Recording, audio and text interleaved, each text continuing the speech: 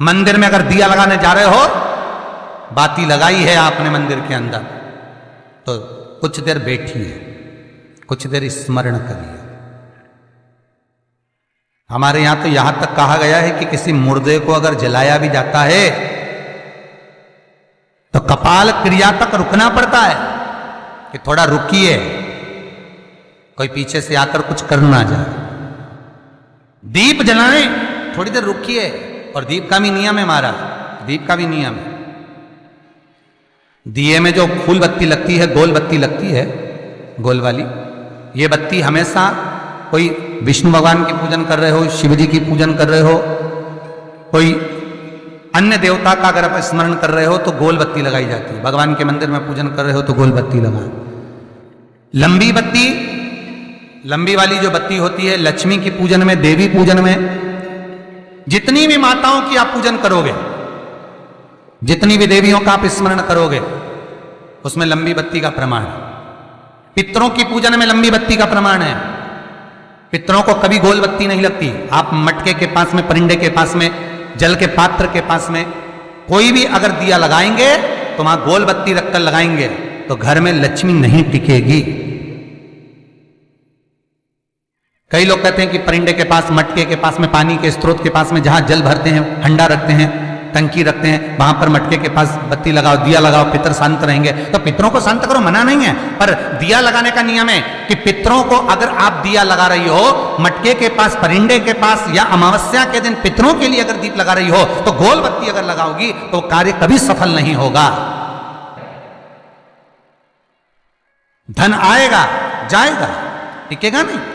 इसलिए पितरों के लिए अगर दिया लगाना है, पूर्वजों के लिए दिया लगाना है, पितरों के लिए अगर दीप लगाना है तो लंबी बत्ती लगाइए, लंबी बत्ती। महाराज लंबी बत्ती का प्रमाण हमारे यहां शास्त्र का, गोल बत्ती का। और सुंदर चरित्र कहा, यदि आपके जीवन में बहुत ज्यादा लक्ष्मी से तकलीफ है, कष्ट बहुत ज्यादा है, या इसलिए शायद कहा जाता है कि भगवान को सर्वश्रेष्ठ कौन सा चंदन अच्छा लगता है। आपको पहले भी कथा में कहा, आगरा की कथा अगर किसी ने सुनी होगी तो उसमें वर्णन किया। भगवान को सर्वश्रेष्ठ चंदन कौन सा, भगवान को सर्वश्रेष्ठ चंदन कौन सा प्रिय है, वो कौन सा चंदन है जो भगवान विष्णु को लगाएं, राम को लगाएं, कृष्ण को लगाएं, वो कौन सा चंदन है जो श्री हरि को लगाया जाए। तो जीते जी भगवान विष्णु एक बार गले लगाते हैं, उसको कहते हैं हरि चंदन। कौन सा चंदन है? हरि चंदन। हरि चंदन बाजार में नहीं मिलेगा, हरि चंदन आपको बनाना पड़ेगा। कैसे बनाना है? तुलसी जब सूख जाए उसकी जड़ को निकाल लिया जाए, वो जड़ को पानी में धो लिया जाए, धोने के बाद उसको सिलबट्टे पर, पत्थर पर घिसा जाए और घिसकर उसमें थोड़ा सा कुंकू, रोली डालकर तैयार कर कर जो भगवान विष्णु के मस्तक पर, कृष्ण राम के मस्तक पर लगा देते हैं और उसकी एक बिंदी अपने हृदय पे लगा लेते हैं। जीते जी भगवान एक बार उसको गले लगाते ही हैं। हरि चंदन प्रियता। जैसे शिव महापुराण में रुद्र चंदन का भाव है, शिव महापुराण में रुद्र चंदन का प्रमाण दिया जाता है। अगर आपने लिंग पुराण पढ़ी हो तो उसका 5वां स्कंद अवश्य पढ़िएगा महाराज। और शिव महापुराण अगर पढ़ रहे हो तो उसका कुमार खंड पढ़िएगा, जिसमें रुद्र चंदन का प्रमाण है। रुद्र चंदन कैसा, रुद्र चंदन का प्रमाण कैसा? तो महाराज कहा,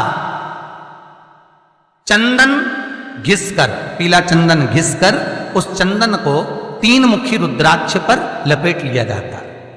3 मुखी रुद्राक्ष पर उस चंदन को लपेटा जाता है। लपेटोगे उसके बाद उसको ऐसा गोल करोगे तो एकदम चिकना हो जाएगा, एकदम चिकना, ठीक है, एकदम चिकना हो जाएगा। और उस चंदन को आप शिवरात्रि के दिन, और कोई से भी महीने की शिवरात्रि, किसी भी महीने की हो, सब फलदायी होती है। अगर आप पंचांग में देखेंगे तो शिवरात्रि लिखी हुई आती है, हर महीने शिवरात्रि पड़ती है। किसी भी महीने की शिवरात्रि पर रुद्र चंदन अर्थात जो चंदन का आपने 3 मुखी रुद्राक्ष में लेपन करा है, उसका गोला बनाया है, वो चंदन अच्छा मोटा मोटा कर लेना, अच्छा बढ़िया, ऐसा नहीं कि थोड़ा बहुत ही लगाओ, पूरा रुद्राक्ष दिखना नहीं चाहिए, पूरा लपेट कर उसको शंकर के शिवलिंग पर ले जाकर रख दीजिए और फिर धीरे धीरे शंकर भगवान का जल अभिषेक करना प्रारंभ कर दीजिए। वो चंदन पूरा धीरे धीरे शंकर के शिवलिंग पर डलना चाहिए। शंकर के मूल मंत्र श्री शिवाय नमस्तुभ्यम का जाप करिए। यह कहलाता है रुद्र चंदन। इस चंदन के अभिषेक से महाराज जो काम नहीं होता आप कर कर उस कार्य को प्राप्त कर सकते, सिद्ध कर सकते। रुद्र चंदन, हरि चंदन, रुद्र चंदन, ये वो चंदन है जो जीवन का सुख प्रदान करने वाले, हरि तत्व देने।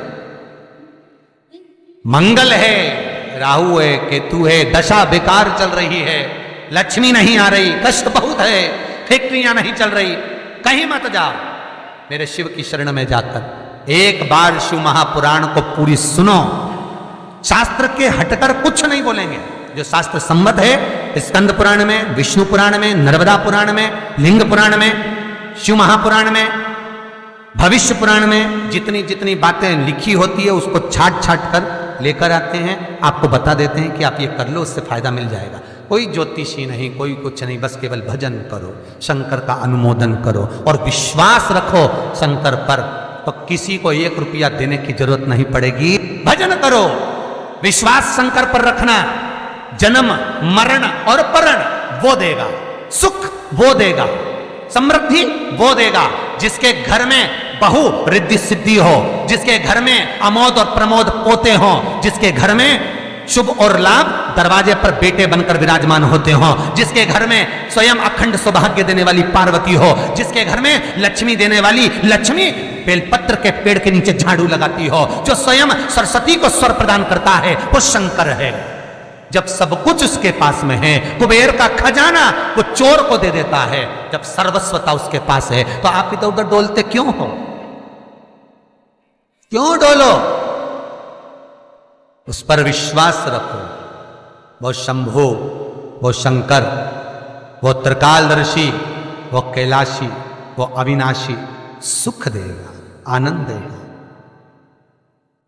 पाने का तरीका केवल उसको रिझाओ। जो मंदिर आपसे दूर हो, जिस मंदिर में कोई नहीं जाता, जिस मंदिर में कोई दिया तक नहीं लगाता, उस मंदिर में तुम जाओ और उस मंदिर में एक दिन जाकर प्रकाश कर कर आना, एक बार दिया जला कर आना, मंदिर की सफाई कर आना, शंकर जी पे जल चढ़ाकर उनको स्नान कराकर कोई पत्ती पेड़ पौधे की पास में तोड़ के चढ़ाए आना। 2-4 बार कर कर देखना कितना शांति, कितना धीरज, कितना आनंद, कितनी समृद्धि, कितनी लक्ष्मी मिलती है। तुम करोगे तुम्हारा पेट भराएगा, हम करेंगे हमारा पेट भराएगा। स्वयं करिए। ओ ब्रह्मलोक के देवता ब्रह्मा हैं, वैकुंठ के देवता भगवान विष्णु हैं, और मृत्यु लोक का अगर कोई देव है तो वह महादेव है, केवल शंकर, केवल शिव, मृत्यु लोक का देव। अभी एक विचार करो, तुम्हारे घर में अगर थोड़ी सी तकलीफ आई तो सबसे पहले अमेरिका में लड़का रह रहा वो आएगा क्या? पूना में बच्चे रह रहे हैं वो आएंगे क्या? इंदौर में बेटी रह रही वो आएगी क्या? उज्जैन में कोई रह रहा है वो आएगा क्या? सबसे पहले वो आएगा जो तुम्हारे घर के पास होगा या घर के करीब में होगा, बिल्कुल लगा हुआ होगा या घर में होगा। अब आप कहां रहते हो?